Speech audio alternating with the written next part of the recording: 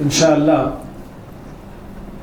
آج کے اس درس میں کچھ باتیں ان آیات پر ہم بتائیں گے جو آیتیں ابھی ہم نے سنی، اور ہو سکتا ہے کہ چند ان آیتوں کے تعلق سے باتیں آ جائیں جو انشاءاللہ باقی ہم 4 رکعت میں ہم سنیں گے انشاءاللہ۔ سب سے پہلی بات، جیسا کہ کل کے درس میں یہ آپ کو بتایا گیا تھا، آزمائش کے حوالے سے اللہ تعالیٰ بندوں کی آزمائش کیسے کرتا ہے، کن چیزوں سے کرتا ہے۔ اگر آپ پہلے پارے پہ غور کریں گے تو آزمائش کے یا تابعداری کے حوالے سے اللہ تعالیٰ نے 3 آزمائشوں کا ذکر کیا ہے پہلے پارے میں۔ ایک آدم علیہ السلام کی آزمائش، دوسرا قوم بنو اسرائیل کی آزمائش جو اللہ نے انہیں گائے ذبح کرنے کا حکم دیا تو اللہ تعالیٰ نے انہیں ایک آزمایا، اور تیسرا جو ابراہیم علیہ السلام کی آزمائش کا ذکر اللہ نے کیا کہ ابراہیم علیہ السلام کو اللہ تعالیٰ نے چند کلمات سے آزمایا فَأَتَمَّهُنَ، وہ اس آزمائش میں کامیاب اترے، کامیاب نکلے۔ تو پہلے پارے میں اللہ تعالیٰ نے ان 3 آزمائشوں کے ذکر کے بعد دوسرے پارے میں اس امت کی آزمائش کا ذکر کیا کہ اس امت سے بھی اللہ تعالیٰ آزمائش سے گزارے گا، اس امت کو بھی اللہ آزمائے گا۔ کیسے کیسے آزمائے گا؟ کل کے درس میں مختصر اس کا تذکرہ آپ کے سامنے آیا ہے۔ اب اس کے بعد جو بتایا جا رہا ہے، ابھی ہم نے جو آیتیں سنی کہ جنت کا جو راستہ ہے یہ آزمائشوں سے بھرا راستہ ہے۔ جنت کی جو منزل ہے آزمائشوں سے گزرنے کے بعد اس منزل کو ہم پا سکتے ہیں، آزمائشوں میں کھڑے اترنے کے بعد اس منزل کے ہم حقدار بن سکتے ہیں۔ ایسا نہیں کہ مومن بننے کا ہم نے دعویٰ کر لیا، مومن ہونے کا اعلان ہم نے کر دیا، جنت ہمیں ایسے ہی مل جائے گی، نہیں۔ جنت آزمائشوں سے گھری ہوئی ہے، جنت کو اللہ تعالیٰ نے مشقتوں سے گھیر رکھا ہے، تکلیفوں سے گھیر رکھا ہے، تبھی جا کے بندے کو آزمائش میں کامیابی ملنے کے بعد جنت ملتی ہے۔ اللہ تعالیٰ نے کہا ام حسبتم ان تدخلوا الجنت ولما یاتیکم، کیا تم لوگوں نے یہ سمجھ رکھا ہے کہ جنت میں داخل ہو جاؤ گے حالانکہ تم پہ وہ آزمائش نہیں آئی، وہ امتحان تمہارا ابھی لیا نہیں گیا جو تم سے پہلے لوگوں کا امتحان لیا گیا، جو امتحان تم سے پہلے لوگوں کا لیا گیا، پہلے لوگوں کو آزمایا گیا۔ کیسے آزمایا گیا؟ کہ مستهم البأساء والضراء وزلزلوا، پہلے کے جو اہل ایمان تھے، پہلے کے جو انبیاء تھے، پہلے کے جو اللہ تعالیٰ کے مخلص نیک بندے تھے، ان سارے اہل ایمان کو بڑی سختیوں کے ساتھ، تنگیوں کے ساتھ، تکلیفوں کے ساتھ، بیماریوں کے ساتھ، اذیتوں کے ساتھ بہت ہی سخت طور پہ انہیں آزمایا گیا اور جھنجھوڑ دیا گیا انہیں، اور وقت کے نبی کو کہنا پڑا متی نصر اللہ، اہل ایمان کو کہنا پڑا متی نصر اللہ۔ نبی کہہ رہے ہیں کہ اللہ کی مدد کب آئے گی۔ سوچو کیسی آزمائشیں ان پر آئی ہوں گی، کیسے امتحانات اللہ تعالیٰ ان اہل ایمان سے پہلے کے مسلمانوں سے لیا ہوگا کہ نبی کو کہنا پڑ رہا تھا کہ اللہ کی مدد کب آئے گی۔ تو پتہ چلا جنت کی جو منزل ہے وہ آزمائشوں سے نکلنے کے بعد، آزمائشوں میں کامیاب ہونے کے بعد ملا کرتی ہے۔ اور اس آیت سے دوسری بات یہ معلوم ہوئی، اللہ تعالیٰ کی جو مدد آتی ہے نا وہ بھی آزمائشوں کے بعد آتی ہے۔ اللہ کی نصرت، اللہ تعالیٰ کی معیت، اللہ رب العالمین کی حمایت جو اہل ایمان کو نصیب ہوتی ہے، جو ملتی ہے، وہ بھی آزمائش کے بعد ملتی ہے، امتحان کے بعد ملتی ہے، بڑے صبر کے بعد اللہ کی مدد آتی ہے، بڑے دعاؤں کے بعد اللہ تعالیٰ کی مدد آتی ہے، بڑے انتظار کے بعد اللہ تعالیٰ کی مدد آتی ہے۔ مجھے آپ کو ابھی آزمایا نہیں گیا، ہم چاہتے ہیں کہ اللہ کی مدد آ جائے۔ کون سی آزمائش ہم نے دی ہے، کس آزمائش ہم گزرے ہیں بتائیے؟ ہاں جنرلی طور پہ زندگی میں کچھ چھوٹے موٹے مسائل میری آپ کی زندگی میں آتے ہیں، اللہ رب العالمین کے دین کے خاطر مجھے آپ کو کیا آزمایا گیا اور کن چیزوں سے آزمایا گیا ہے؟ نہیں، اگر آپ سے یہ سوال کیا جائے تو آپ بھی یہی کہیں گے کہ تو ہمیں تو اللہ کے دین کے خاطر آزمایا نہیں گیا ہے۔ تو بھائیو، آزمائش کے بعد ہی اللہ تعالیٰ کی مدد آتی ہے، اور آزمائش کے بعد ہی جنت ہمیں ملتی ہے۔ اس کے بعد اللہ تعالیٰ نے ایک بڑی اہم بات ہم لوگوں کو سمجھایا ہے. وہ بات یہ سمجھایا, میں آپ سے سوال ہی لے لیتا ہوں, سوال کر لیتا ہوں, دنیا میں سب سے زیادہ نمبر 1 کون حق رکھتے ہیں؟ نمبر 1 پہ کون حق رکھتے ہیں ہمارے خرچ کا؟ سوال سمجھ میں آیا؟ پوری دنیا میں وہ کون لوگ ہیں جو ہمارے پیسوں کا سب سے پہلے حق رکھتے ہیں؟ جی, والدین, ماں باپ, جزاک اللہ. اور جی سرکار, جی, اور بولیے بولے, بیوی بچے, اور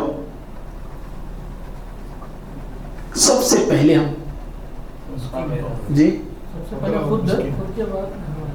خود کے بعد گھر والے, مسکین, یتیم, ٹھیک ہے نا جی, دین کے راستے میں, ٹھیک ہے.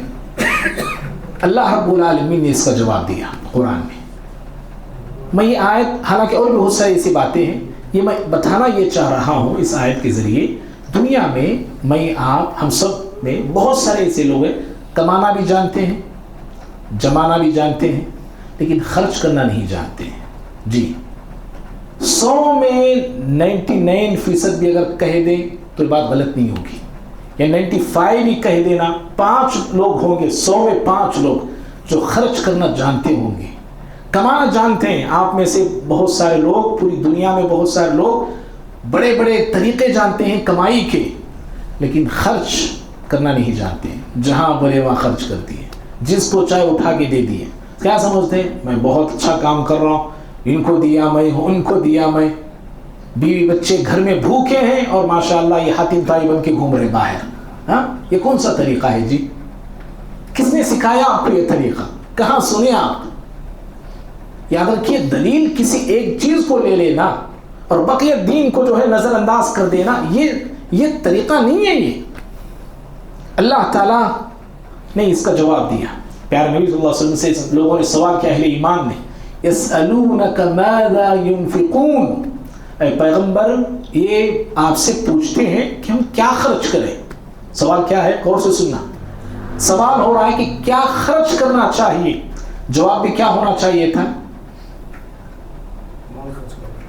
مال خرچ کرو, دولت خرچ کرو, سونا خرچ کرو, چاندی خرچ کرو, فلاں فلاں خرچ کرو. سوال ہو رہا ہے کیا ہم خرچ کریں. اللہ تعالیٰ نے جواب یہ نہیں دیا کہ کیا خرچ کرنا ہے, بلکہ اللہ نے یہ جواب دیا کہ کن پہ خرچ کرنا ہے. ہاں, کیا خرچ کرنا ہے, اللہ تعالیٰ نے ایک لفظ میں اس کا جواب دے دیا, ایک ہی لفظ میں. تمہارے کہا قل ما انفقتم من خیر, کہا جو خیر بھی تم خرچ کرتے ہو, جو بھی خیر ہے, روٹی خرچ کر رہے, کپڑا خرچ کر رہے, ایک سکہ دے رہے, ایک ٹکڑا دے رہے, سونے کا سکہ دے رہے, 1 روپیہ دے رہے, خیر میں سے جو بھی چیز تم دے رہے ہو, جو بھی دے دو, بھلی چیز دینا ہے, بس اچھی چیز دینا ہے نا, حرام چیز تو دینے کا نہیں. جو بھی خیر والی بات چیزیں ہیں اس میں سے جو بھی خرچ کرو گے, کرو خرچ. کا اللہ تعالیٰ نے نام لے لے کے نہیں کہا کہ فلاں فلاں فلاں خرچ کرنا ہے, جو بھی خرچ کرنا چاہو کرو, لیکن کہا فللوالدین, لیکن پہلے یہ سیکھو کن پہ خرچ کرنا ہے. اللہ اکبر, کہا اپنے والدین پہ خرچ کرنا. نمبر 1 کون جی؟ نمبر 1 والدین ہے. کہا والدین پہ خرچ کرنا. والاقربین, اپنے قریبی رشتہ دار ہیں, اپنے دوست احباب پڑوسی لوگ ہیں, قریبی لوگ ہیں رشتہ داروں میں, ان پہ خرچ کرنا. معاف کرنا بھائیوں, آج میں بھی آپ بھی بہت کم لوگ ہوں گے, اکثر مسلمان, غیر کی بات کرنے, اکثر مسلمان بیوی پہ خرچ کرنا جانتے ہیں, ہے نہیں؟ بیوی کو یہ دلا رہے ہیں, وہ دلا رہے ہیں. بیوی نہیں پوچھتی تو بھی یاد کر کر کے ہم دلاتے ہیں. جیسے اللہ جنت میں اہل ایمان کو یاد کر کر کے نعمتیں دلاتا ہے, دیتا ہے. فلاں پوچھو, فلاں پوچھو, فلاں پوچھو, یاد دلا دلا کے اللہ تعالیٰ جنت کی نعمتیں اہل ایمان کو جنت میں دیتا ہے, جنتی بندوں کو. ایسے ہی دنیا میں میں اور آپ اپنی بیوی کو یاد کر کر کے دلاتے ہیں, یہ پوچھو جی, وہ پوچھو جی. بیوی ایک پوچھی تو 10 لا کے رکھتے ہیں. کبھی ماں کو بھی ہم نے دلایا ہے. بیوی کے پسند میں اور آپ جانتے کہ نہیں, میری بیوی کو کیا پسند سے کھاتی, کیا پسند سے پہنتی, کیا چیز اسے پسند ہے. کبھی ہم نے یہ بھی سوچا ہے کہ میری ماں کو کیا پسند ہے، میری ماں کیا پسند سے کھاتی ہے، میری ماں کیا پسند سے پہنتی ہے؟ بہت سارے لوگوں کو معلوم بھی نہیں کہ میری ماں کیا پسند سے کھاتی ہے، کیا پسند سے پہنتی ہے، نہیں معلوم۔ اللہ کے بندو، اصلاح کرو اپنے آپ کی، اصلاح کرو اپنے آپ کی۔ بوڑھی مائیں، بوڑھے باپ ایک ایک روپیے کے لیے ترس رہے ہوتے ہیں، تڑپ رہے ہوتے ہیں۔ ہمارے پاس ماں باپ کو دینے کے لیے کچھ نہیں ہے، بیوی پہ لٹانے کے لیے، بچوں پہ لٹانے کے لیے سب کچھ ہے، لیکن اپنے ماں باپ کو دینے کے لیے ہمارے پاس ایک روپیہ نہیں۔ کئی ایسے ماں باپ ہیں جن کے سیل میں جو ہے کرنسی ختم ہو جاتی ہے، بچوں سے پوچھنے کے لیے ڈرتے ہیں، جھجکتے ہیں ماں باپ۔ ہمارے یہ ساری چیزیں معاشرے میں ہو رہی ہیں۔ تو اللہ تعالیٰ نے خرچ کرنے کا طریقہ پہلے سکھایا کہ پہلے سیکھ لو کن پہ دینا ہے، کن لوگوں پہ خرچ کرنا ہے۔ بھائی وقت ہو رہا ہے، مضامین بہت زیادہ ہیں، پہلے یہ بات بتائی گئی انفاق کے حوالے سے کن پہ خرچ کرنا ہے۔ اس کے بعد اللہ تعالیٰ نے بہت سارے عائلی مسائل بیان کیے ہیں، گھریلو مسائل، خاندانی مسائل، گھر کے مسئلے۔ پہلے اللہ نے بتایا کہ شادی کس عورت سے کرنا ہے، ابھی ہم نے سنا ہے کس عورت سے ہمیں نکاح کرنا ہے۔ عورتوں سے کہا گیا کیسے مرد سے نکاح کرنا ہے، کہا گیا کہ دیکھو مشرکہ عورت سے نکاح نہیں کرنا، مشرک مرد سے نکاح نہیں کرنا۔ آج اس کی ضرورت ہے ان باتوں کو سمجھانے کی ہمارے نوجوانوں کو، ہماری نوجوان لڑکیوں کو۔ اور آج بس اس کی خوبصورتی کو دیکھ کر اس کے ہینڈسم ہونے کو دیکھ کر پتہ نہیں کیا کیا چیزیں دیکھ کے ہماری لڑکیاں کسی لڑکے کے لیے جان دینے کے لیے تیار، اپنا دین چھوڑنے کے لیے تیار۔ کتنے ایسے مسائل اور کتنے ایسے کیس اور واقعات ہم سارے سن رہے ہیں اور دیکھ رہے ہیں، اور خون کے آنسو رونا پڑ رہا ہے کہ ہماری مسلم عورتیں نہ گھر کی عزت کرتی ہیں، نہ گھر کا لحاظ رکھتی ہیں، نہ دین کا لحاظ رکھتی ہیں، اور ساری حدوں کو پار کرتے ہوئے ایک غیر مسلم کے لیے، ایک اس لڑکے کے لیے اپنے دین کا سودا کر بیٹھتی ہیں۔ اللہ نے یہ چیز بتائی ہے۔ پھر اس کے بعد اللہ تعالیٰ نے طلاق کے مسائل کو بتایا، اور خاص طور پہ یاد رکھنا بھائی، اللہ تعالیٰ نے یہ کہا مرد سے بھی عورت سے بھی، وَلَا تَنْسَأُ الْفَضْلَ بَيْنَكُمْ، آپس میں ایک دوسرے پہ احسان کرنے کو مت بھولو۔ مرد عورت پہ احسان کرے، عورت مرد پہ احسان کرے، مرد عورت کے ساتھ اچھا سلوک کرے اور عورت مرد کے ساتھ اچھا سلوک کرے۔ ایک دوسرے پہ ظلم کرنا، عورت مرد پہ ظلم کرتی ہو یا مرد عورت پہ ظلم کرتا ہو، شریعت نے اس کو پسند نہیں کیا ہے۔ شریعت نے کہا کہ عورت کو اچھے طریقے سے رکھو اپنے پاس، بھلے طریقے سے رکھو اپنے پاس، سمجھ رہے؟ اس پہ ظلم کرنا، اس کو ستانا، اس کو ٹارچر کرنا، ناحق اس کے ساتھ زبردستی کرنا، کسی بھی معاملے کو لے کر اس کو شریعت نے پسند نہیں کیا ہے۔ تو عائلی مسائل، اہل علم کہتے ہیں کہ سورہ بقرہ میں 500 سے زائد احکامات بیان کیے گئے ہیں، اور ایسے ایسے گھریلو مسائل ان صورتوں میں یا اس صورت میں بیان کیے گئے جو کورٹ کچہریوں میں جو کیسز جو چل رہے ہیں میاں بیوی کے یا گھریلو پراپرٹی کے سارے مسائل اللہ رب العالمین نے سورہ بقرہ میں اس کو بتا دیا۔ اگر کوئی مسلمان اس پہ دل و جان سے عمل کر لے تو سارے مسائل ہمارے ختم ہو سکتے ہیں۔ اور جانتے ہیں بھائی عمر بن خطاب رضی اللہ تعالیٰ عنہ کو سورہ بقرہ سمجھ کر پڑھنے کے لیے کتنے سال لگے؟ اتنے مسائل اللہ تعالیٰ نے اس میں بیان کیے، اتنے احکامات اس صورت میں اللہ نے بیان کیے۔ عمر بن خطاب رضی اللہ تعالیٰ عنہ کو 12 سال لگے ہیں، جانتے ہیں 12 سال۔ اور میں اور آپ ایک دن میں سورہ بقرہ پڑھ کے مفسر بن جاتے ہیں، الیاذ باللہ۔ تو بھائیوں طلاق کے مسائل بیان کیے گئے، اور پھر عدت، اگر کسی عورت کی طلاق ہوتی ہے تو بتایا گیا کہ اس کی عدت جو ہے 3 مہینے ہیں، 3 حیض ہے۔ اور پھر کہا گیا اگر کسی عورت کا شوہر انتقال ہو جاتا ہے تو اس کی عدت جو ہے 4 مہینے 10 دن ہے۔ یہ بھی آگے آئیں گی یہ باتیں ہم جو سنیں گے انشاءاللہ۔ 4 مہینے 10 دن غور طلب بات ہے۔ اللہ رب العالمین عدت کے مسائل، طلاق کے مسائل بیان کرتے کرتے آگے کہتا ہے حافظوا علی الصلوات والصلاة الوسطی، اللہ نے کہا کہ نمازوں کی پابندی کرو۔ گفتگو کیا ہو رہی ہے آپ اٹھا کے دیکھ لیں تو آپ کو سمجھ میں بھی آئے گا۔ گفتگو ہو رہی طلاق کے حوالے سے، عدت کے مسائل اللہ تعالیٰ بیان کر رہا ہے۔ طلاق کے مسائل بیان کرتے کرتے اللہ نے کہا حافظوا علی الصلوات، نمازوں کی حفاظت کرو، نمازوں کی پابندی کرو۔ ایسے کیوں؟ ہے نا, سوال ایک سمجھنے کے ہی نا. بات ہوئی طلاق وغیرہ کی, بیچ میں نماز کا ذکر کہاں سے آ گیا؟ اہل علم کہتے ہیں اس میں ایک نقطہ ہے. اس میں دیکھو, جس عورت کی طلاق ہوتی ہے نا, طلاق میں جو اختیار ہوتا ہے, مرد اپنی مرضی سے طلاق دے دیتا ہے, اپنی مرضی سے اپنے اختیار سے طلاق دیتا ہے. اور جس عورت کا شوہر انتقال ہوتا ہے, یہ اس میں قدری یعنی قدرتی مسئلہ ہوتا ہے. اللہ کے حکم سے اس عورت کا شوہر انتقال ہو گیا. اور اگر کسی انسان سے ایک کوئی شخص جدا ہوتا ہے, ایک عورت سے شوہر جدا ہو گیا, یاد رکھو عورت کا دل ٹوٹ جاتا ہے. کسی دوست کا دوست دور ہو جائے, دوست کا دل ٹوٹ جاتا ہے. اس کی دنیا جو ہے بالکل اجڑ جاتی ہے عورت کی, جس عورت کا شوہر انتقال ہو جائے. اب اس ٹوٹے ہوئے دل کو جوڑنا ہے نا. عورت کا دل ٹوٹا ہے, شوہر انتقال ہو گیا, 4 مہینے 10 دن اس کی عدت ہے. دل ٹوٹا ہے اس کا, دل کو جوڑنے والی ذات کون ہے؟ صرف اللہ ہے, صرف اللہ ہے. اور دل جڑے گا تو کیسے جڑے گا؟ کہا نماز کے ذریعے جڑے گا. حافظوا علی الصلوات, نمازوں کی حفاظت کرو. طلاق کے مسائل کو بیان کرتے کرتے اللہ رب العالمین نے نماز کا ذکر کر کے بتایا کہ نماز یہ وہ عبادت ہے جو ٹوٹے ہوئے دل کو جوڑ دیتی ہے, ٹوٹے ہوئے دل میں قوت اور طاقت پیدا کر دیتی ہے. اور بھائیوں, آخری بات ہے میرے درس کی, دوسرا پارہ ختم ہوتا ہے, آپ انشاءاللہ سنیں گے, آج ختم ہوگا. دوسرے پارے کے اینڈنگ میں اللہ رب العالمین ایک قصہ بیان کیا. جانتے ہیں, بتا سکتے ہیں وہ قصہ کیا ہے؟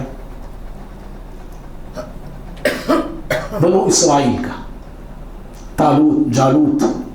اس قصے کو اللہ نے بیان کیا. اس قصے کے ذریعے 2 باتیں میں آپ کو بتانا چاہ رہا ہوں. ایک تو یہ, جب بھی کوئی قوم لائن سے ہٹتی ہے, دین سے ہٹتی ہے, اللہ تعالیٰ ظالموں کو مسلط کرتا ہے. بنو اسرائیل دین سے ہٹی, لائن سے ہٹی, نافرمان بنی, اللہ رب العالمین کی باغی بنی, تو پھر اللہ تعالیٰ عمالقہ ظالموں کو ان پہ مسلط کر دیا, جو بنو اسرائیل کو کاٹے, مارے, گاؤں ان کے شہروں سے نکالا. تابوت سکینہ جو ان کا تھا, جس میں موسیٰ علیہ السلام کے عصا وغیرہ تھے, ہارون علیہ السلام کے کپڑے, ایسا کہا جاتا ہے, وہ تابوت کو لے کے چلے گئے, تابوت سکینہ. اور جب امت مسلمہ بھی لین سے ہٹنے لگی, اللہ تعالیٰ تاتاریوں کو مسلط کر دیا تھا. ایسا خون تاتاریوں نے بہایا مسلمانوں کا, اتنا خون بہایا, اتنا ظلم ڈھایا. اللہ اکبر. مسلمانوں کی کھوپڑیوں کے مینارے انہوں نے قائم کیے. جو آخری بادشاہ تھا عباسی دور خلافت کا, مستعصم باللہ, اس کو جب قید کیا گیا, اس کی جو لونڈیاں تھیں, جو باندیاں تھیں, 1000 اس کی باندیاں تھیں, 1000 اس کی باندیوں کو لایا گیا. سارے تاتاری ان باندیوں کو پکڑ لیا. تو یہ جو بھما بادشاہ تھا وہ رو کر کہنے لگا, یہ ایسی باندیاں ہیں جنہوں نے کبھی سورج کو نہیں دیکھا, کبھی سورج کو نہیں دیکھا. تو تاتاری کہنے لگے کہ پھر ہم ایسی باندیوں کو اپنے رکھیل بنا لیتے ہیں. ہمارے جب اللہ کے دین سے امت مسلمہ ہٹے گی, اللہ تعالیٰ اسے ظالموں کو مسلط کرے گا. اور آج بھی ایسے ہی سیاہ بادل ہم کے منڈلا رہے ہیں. یاد رکھنا, اللہ کے دین کی طرف, توحید کی طرف, اللہ تعالیٰ سے رشتے کو مضبوط بنانے کی ضرورت ہے آج. اور دوسری اہم بات جو اس واقعے کے ذریعے جو میں آپ کو بتانا چاہ رہا ہوں وہ یہ ہے کہ اللہ تعالیٰ نبی کی موجودگی میں, نبی کے ہوتے ہوئے اور رہتے ہوئے, اللہ رب العالمین ایک عام آدمی کو بادشاہ بناتا ہے.